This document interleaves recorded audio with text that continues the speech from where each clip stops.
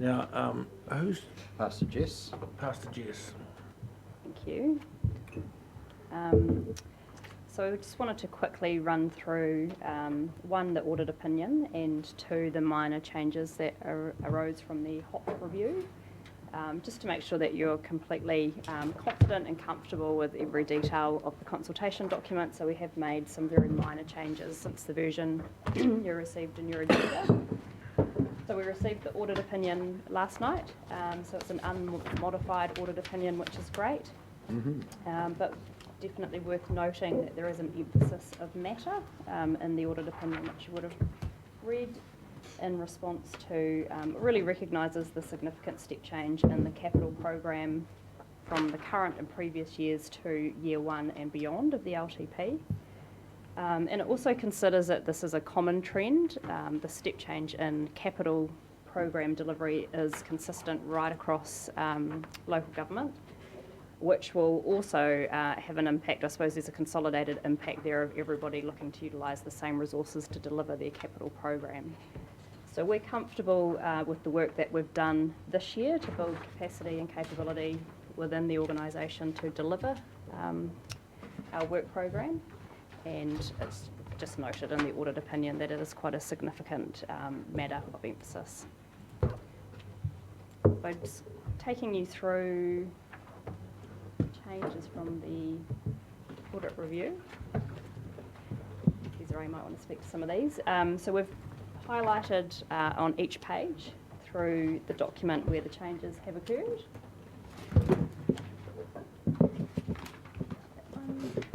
So on page 3, audit had asked us to add a bit more detail to explain the difference between, we refer to the deferral of the 7.3% rate increase from last year, which actually has an impact of 8.3% on the rates increase for next year. So it's just adding a layer of detail explaining what the difference between the 7.3 and the 8.5. Yes, sorry, just, that's page 3, is it? Yeah. Yeah, so we've just highlighted where the change has been made. Page 5, isn't it, on that? Oh, sorry, yes, it is page 5. Oh, sorry. I think it's page 3 of the printed copy. Apologies. Changed First it. highlighted. It's now 3. Easy as a stroke of a pen, eh? That's all clear? Yeah. Okay. So the next one, got page 11. I'll just check whether it's page 11 or not. So your next highlighted item under climate change is changing. Do you want to pick that one? Sure. So the auditors just wanted us to add in a bit of more information, given that we declared a climate change emergency. So we've taken those bullet points from the NIWA report that was published in November last year, which was a assessment done of the Hawke's Bay region, Hawke's Bay / East Coast regions. So we just thought that gave a bit more detail on the broader impacts of climate change. Just on that point, we've got less rainfall written into it, but we've got a substantial investment for our river our stop bank infrastructure as a result of excessive water, and it's a climate change initiative. Should we have in fact emphasised that, given the capital spend comment earlier? Mean that it'll all come at once. So in that list at the moment, there is not reference to increased intensity and frequency of heavy rainfall events. So your storm surge is should we different. take that Storm opportunity surge or not? relates to ocean. So I think possibly, yeah, and under that bullet, so probably less Overall. rainfall. Yeah. But more intense. Yeah, Something that's a like really that. good idea. Yep. Good suggestion. To Intensity. capital spend on resilience. We have tried to do that down in the blue box. Yeah. It says, including our plan to introduce a climate ambassador, right to right place, future water use and flood protection improvements. Flood protection.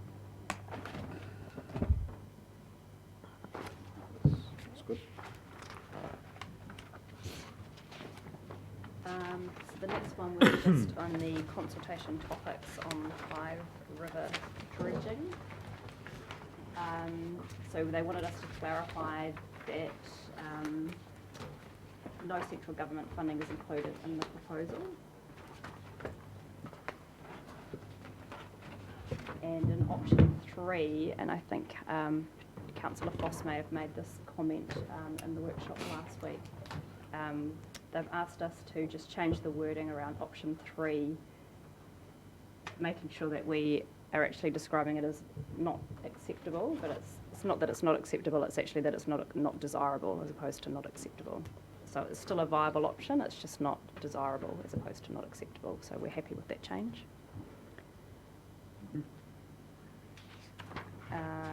In the borrowing graph, under the finance section, we've just added the line for the borrowing limits, which just shows the borrowing against the borrowing limits. And that's it in terms of the changes or the edits that we got asked to make from audit. So just minor changes, but we just wanted to make sure we took you through those. Everyone happy with those changes? Yes. Sorry, just one on that borrowing one. Just you've got millions up one side, but the where do you say it's a percentage of? Your debt limit 175. So your line reflects millions. There's a quick explanation. So it's 100. Why don't you say 175% of? So we could, in terms of a secondary access. Well, you say it, just that key. That's all. You say it up That's top. not a percentage line. No, But just X and explain Y, this there's to no them. percentages on X and Y. Just adding there, 175% of Okay. X. of revenue. Yeah. It's continually 175%, isn't it? Yeah. The line? Yeah. Just shows in relation to the debt limit where the borrowing sits, yeah. I've got a question. Martin pointed out an inconsistency in the numbers the last time we had a meeting. What was the answer to that? In terms of the debt and the borrowing. So it's just that we're referring to two different debt metrics. So one was the total, I suppose, the highest point of debt in the long-term plan, and the other is, the second is the highest percentage of debt is in terms of net revenue. Does that answer your question, Martin? We refer to two different numbers, so we peak at two different times. One's at value and one's at percentage. Councillor Foss has just pointed out to me also that it's the difference between income and revenue. The answer to that. Yeah. But thank we, you. we Yes, did tweak the wording to try and make it Yeah, that- clearer. Not sure whether we succeeded or not, but No, that's clear now. yeah. Do we have a mover? I'll move. Seconder, Craig, would you speak? Rick? I think you excellent work. Craig? No, thanks, Jess and your team. Great stuff. Anyone else wish to speak? It's been a long journey and I think we finally got there. All those in favour? Aye. Against? Carried. Thank you very much. Thanks, Jess. Thanks, Jesse. Sorry, there was just one point, but I was just going to ask Rick at lunch. Just on the councillor details, Rick, are you happy that your personal email's on there? I've demanded it. You demanded it. Okay, that's fine then. So I've given out Rex's mobile phone number to everybody, so. And it does ring, I tell you. For he who, or she who takes the job after me, it The does heavy breathing. ring. Normally you say, Foss, hang up. Positive feedback all the time. Grateful ratepayers. Okay, item 9, report from the corporate strategic. Neil, would you just, it's all been read, but any points you wish to raise? No, Mr Chair, I think it's pretty pedestrian. Let's proceed to the pedestrian. recommendation. I'm happy to second Neil's motion. You wish to speak, Neil? No. No, Rick doesn't. Anyone else wish to speak? All those in favour of accepting the corporate? Aye. Aye. Thank you very much. It's carried. For the Regional Planning Committee, I'll take, oh crikey, I just lost it. That's the trouble. You've lost the Regional Planning Committee. Got it back again, I Oh, accidentally hit. goodness So Terrible. I chaired that meeting, so I'll just, it's all been read. The most important thing that we did there, I guess, was we appointed the Tangata Whenua representatives. Peter Paku is member of the Environmental committee, and Api as a member of Corporate and Services, Mike as member of the Hearings Committee, and Api as a representative of the Hawke's Bay Regional Council. Everyone happy with those recommendations? Yep. I'll move the report then. I'll send you a motion. All those in favour? Aye, thank you very much. I'd abstain. Who abstained? Well, because it was, oh, maybe not, because it was refused to me, no? Said it. That's cool. Okay. I'll move you affix the common seal due ceremony. Rick has moved to fix the common seal. Check that he's all right there. Yeah, he is. Okay, do we have a seconder for the common seal? Nobody. Charles? You spoke, so I'm going to take your seconder. But that's very good, there we are. All those in favour? Aye. Fixing the Aye. common seal. Okay. Now we have this consultation. Oh, hang on, do we have the outside? But no, this, yeah, the consultation on the CCTO. To that? Who's talking to that? Jess is going to talk to Jess is going to talk to that. So this is a procedural matter. In effect, we are consulting on the creation of 2 CCTOs as entities to own and operate the Food East investment opportunity, should it proceed. So we're not officially or effectively consulting on the investment opportunity itself. We're consulting on the CCTOs as vehicles to own and operate, should the investment go ahead. The statement of proposal is attached for feedback. Otherwise, it's effectively set. The consultation is expected to start tomorrow. That matter. Any questions on that? Any comment from the HBRIC team? I'd like one of them to move it, if boss. I'm happy to move it. I think it's pretty self-explanatory. It It's creating an entity in case we want to. Habits like building a shed, and if we decide to move in, we'll move in. If we're not, we won't. Okay. And your second? I'll have to second it. Thank you very much. Any other comment? Then we'll move the recommendations. All those in favour? Aye. It is moved and passed. Thank you very much. Right, item 12. You are desperate to get home, team. Councillor reports from outside bodies. Rick is going to report on our HBRIC tours, and then Will report on The HBRIC farming, decided to future go farming. and have a look at, do a bit of a fact-finding tour with things that we were interested in. There's Dan, Blair, Neil, Craig, Rex and I went, and we went to Hamilton on Sunday, and Sunday morning we met with Waikato Tainui and the development arm to see what they were doing. Pretty impressive. They said that in the first few years after they settled, they weren't actually as good at making decisions as they thought they should have been. A bit of a renewal of their leadership and change in structures. And one of the things that they said they had to do was to build on their relationship with the local councils. They saw them as key strategic partners, and they worked on that. They worked on their plans as to how they would best utilise the assets they had been transferred to them from the settlement, and there were plenty. The thing that we got from them was that they were very business orientated. It was about doing the right thing for the tribe. I mentioned that very often, for the tribe. They were very conscious of that they had inherited from the past, and are very focused on the future. But as focused as they were on that, they made it very clear that they were there to do the very best by environmental outcomes as well. So they were going to go further on environmental issues than any other developer would. They were there to build things which were going to be the best for the community, as better than other developers would, and they were to be simply stand out. The thing that impressed me was the clarity of their vision, the long-term vision they had, and the breadth in which they were prepared to go. They weren't going to race any fences they came to.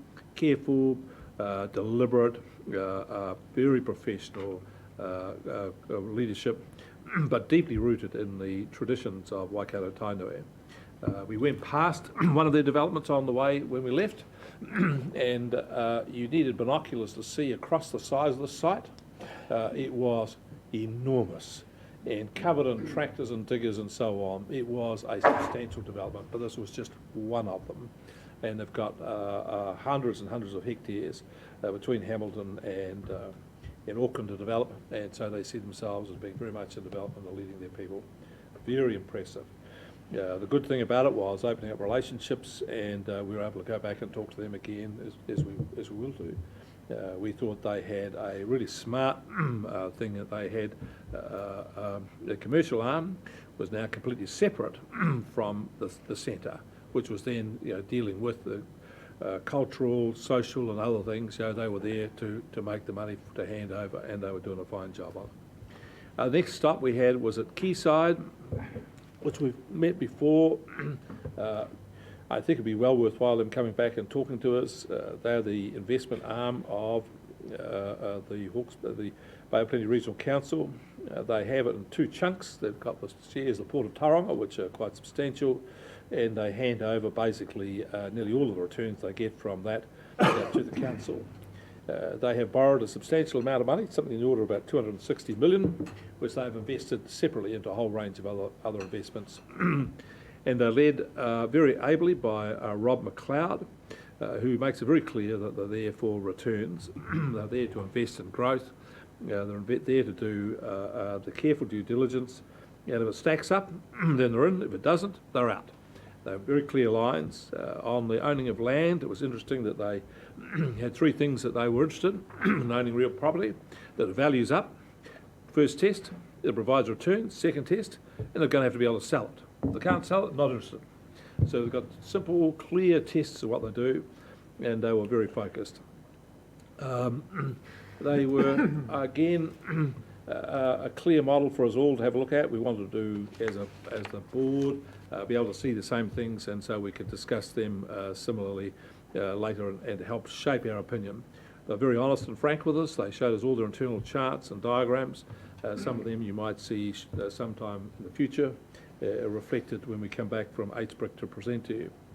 We then went to Portiki, and we met with Whakatohia, who have been the leaders in developing a mussel farm off Portiki. It's been quite a long time coming. They've had quite a substantial amount of money put in by the Crown in the form of a wharf and other developments, but they have made to date quite a success of it. They're not getting massive returns at the moment, but they're still investing. They've had quite a few issues to overcome. The anchors in which they put the lines down broke. There's some issues about that. They resolve those things. There's a whole range of other issues they've had to resolve. They weren't getting their mussels processed, so they built themselves a massive processing plant, multi-tens of millions to do that. And they went over the issues of getting SPAT to how to refresh their lines. Again, they were entirely frank and honest with us. I thought more so than they might have otherwise been. They said so that they were doing that because they saw Hbrick and what we were doing as being a community-based organisation. This wasn't about private enterprise doing it for the enrichment of individuals. It was because we were here on behalf of the community and was a community entity, which I think makes quite a significant difference in when you engage with people. However, they also, at the end of that, offered us the ability to come back and talk to them, and they would give us plenty of free advice and so on. So it's again the relationship building. I thought it was an outstanding trip. It was really important for all of the directors of Hbrick to see the same things, be able to talk about it, so that we've got a common vision. So when we discuss these things, we've got a common understanding of what we're doing.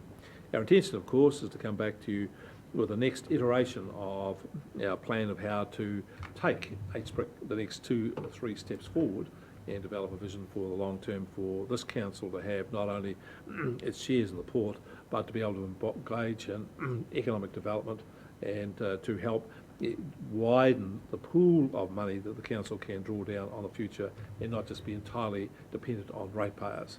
So this is going to be a thing that will take time to evolve. So what we'll do and how we'll do it will depend on how far down the track we are. But we've at least started the journey. I thought a very worthwhile visit. Thank you, Rick. We won't take questions, but if anyone has any questions to Rick or the other two HBRIC directors who are there, who are your fellow councillors, I'm sure they'd be really happy to talk about anything that's that they can. Sure. It's not super commercial around their activity. I'd just like to endorse Rick's comment. It was a fantastic trip. Well, future farming. Thanks, Chair. Yes, as you're all aware, future farming been up and running for a couple of years or so now, and I guess the trust got to a point where fully set up, developed our mission and goals, and looked to call for interest in projects and partnering. But I guess we quickly realised the funds from council that set up that trust weren't going to go far. As you're aware, we've seen sub-catchment groups present here and talk about projects that involve multiple millions of dollars. So I guess we had two paths the trust could go down. One is chip away at the edges with the funds they had from council, or tap into the many millions of dollars out there that are looking for homes around this alternative agriculture or primary production, if you like, with regards to better environmental outcomes. So we've decided to go down that path where we do apply to some of these funds out there and look to partner with some of these multi-million dollar projects. And I guess the main point or update to give you today is that we've decided to employ a project manager to handle firstly that application of funds, and secondly then take on the projects if we're successful. So there's probably about 3 or so months of that person coming on board and working with those funders to see if we're successful, and then go to the next step if we are. So that's where the trust is at the moment. Thank you, Will. And likewise, I'm sure if anybody wants to have a chat to Will on this future farming, his door's always open. So thanks for that, Will. Okay, we'll move to item 13, minor items not on the agenda. Uppy? That's right. So, not so much. Oh, see you, John. Have a good day, mate. Nothing to provide to the board except that to note that they're in their last week with the hearings at the moment. So looking forward to, in the near future, hopefully, the results of that being brought to before this so that we can understand some of those impacts. So that's all I wanted to notify, was that they're in their last weeks of hearings at the Napier Conference Centre for the MECA. Thank you very much, Uppy. Sheriff, burning issues. A burning issue. It's a burning issue. So driving around Hawke's Bay, I now see, I saw 40 hectares of orchard land actually being pulled out and actually mulched into organic material, which is actually really good. It's a pity that it had to happen, but it had to happen, and there's reasons why that... The orchard pulled out had to happen. Yeah, that the orchard had to be pulled out. And the orchard wasn't even that old and actually was of very good variety. But the company that did it had reasons to do so. And I've also seen 2 other orchards of around about 6 hectares each where the trees have been pulled out, been laid to dry out, and will be burnt at some stage. So we had quite a bit of a storm last year around this topic. So I think we as a council should actually front foot this. We should... And I'll put my hand up to work with staff to actually develop a strategy before actually a match will be put to any of those trees, that the community is aware of what their obligations are and what they can and cannot do. I think it's moving from sector groups rather into the sort of the lifestyle area. So we need to think about how we actually can access those. So I put my hand up to assist with that, and for staff to actually front foot the issue rather than having a public spat in the media. Thank you, Sheriff. That would be really excellent. Michelle. What was my first one? Ohani Paka? Onipata? or Ohinipaka stream. So Ohinipaka is a stream that runs into Awamate, which ends up at Ruataniwha into the Wairoa River. I'm noticing what looks like a feedlot there. It's as you come into the Turiroa cutting, you see all the stock there, and they're standing in that stream. That Awamate stream there's two spawning streams in Wairoa. Awatere, which is around about where Taiho is, Marae is, and Awamate, which is in Ruataniwha. And I'm extremely concerned about what's coming out of that stream. Yeah, just wanted to point that out. And I mean, that'll be a fantastic planting project. And I know that DOC have fenced off one side, and I'm going to talk to the Māori landowner on the other side to see if we can get it fenced off and planted up. We'll provide the plants, our little nursery, but it's just, frustrating when you see the stock in the stream. It's a well-known spawning stream, and I believe Hans Rook had visited those sites, so that's confirmed, but we know it is anyway. And the other one is, well, you might have to help me, Charlie, but Maungataniwha Forest. What's his name, Charlie? Oh, yeah, shall I? Yeah, because it's a Pāhuera area, but it's really fantastic. Anyway. Okay, Charlie? Yeah, it's her co-op is about a joker called Simon Hall. He's runs Maungataniwha Station inland from It's on from TV. Kura Māori. Sorry? was on Recently, TV. yeah, the Kiwis. Yes. Yeah, that's right. He started out buying 6,000 worth of native forest, tawai trees, and he's since bought Rainier's 6,000 hectares were next to him, and Rainier had a forest, so he pulled those out, logged those, and he's reverted that other neighbouring block into native as well. One of the things he's done, we know he's struggling with paying rates on all that property, and if you get up there, his property actually is bordered by the Waio River on one side, which they end up for power, and on the Te Hoi River on the left-hand side. And he's in a catchment in the middle. He owns that top end of that between those two rivers. He's hired staff, much like DOC. They are ex-DOC staff, to get in there and find all the good things that we need to protect in this block. And he's doing. He's got projects going to do those. He's got one of the best Kiwi blocks too for release 100 plus in the area. Kiwi. He's got archaeologists in there because there's all these Moa bones and or plesiosaurus bones down by the rivers and things for the country, for the good of the country.